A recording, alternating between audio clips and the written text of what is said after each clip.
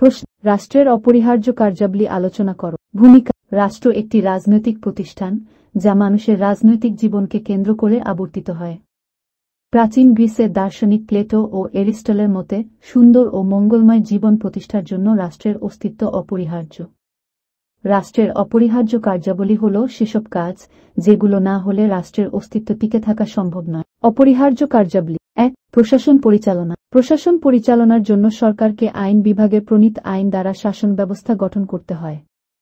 প্রশাসনিক কার্যক্রমের সুষ্ঠু পরিচালনার জন্য নীতিমালা প্রণয়ন, কর্মচারী নিয়োগ এবং প্রশিক্ষণের ব্যবস্থা রাষ্ট্রের গুরুত্বপূর্ণ কাজ। ২. সার্বভৌমত্ব রক্ষা। রাষ্ট্র গঠনে যেমন সার্বভৌমত্ব অপরিহার্য, তেমনি এটি হারালে রাষ্ট্র বিলুপ্ত হয়।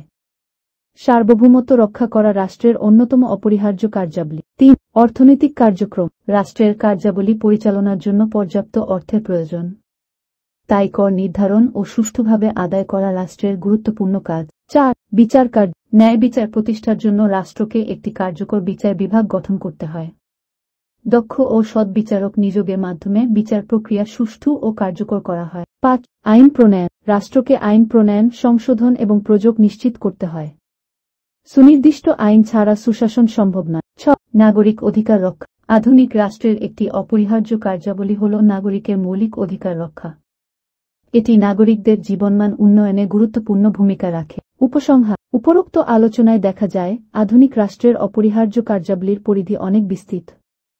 সমাজে শান্তি ও সুশাসন প্রতিষ্ঠা এবং নাগরিক কল্যাণ নিশ্চিত করতে রাষ্ট্রকে এসব কার্যাবলী সুষ্ঠুভাবে পরিচালনা করতে হয়।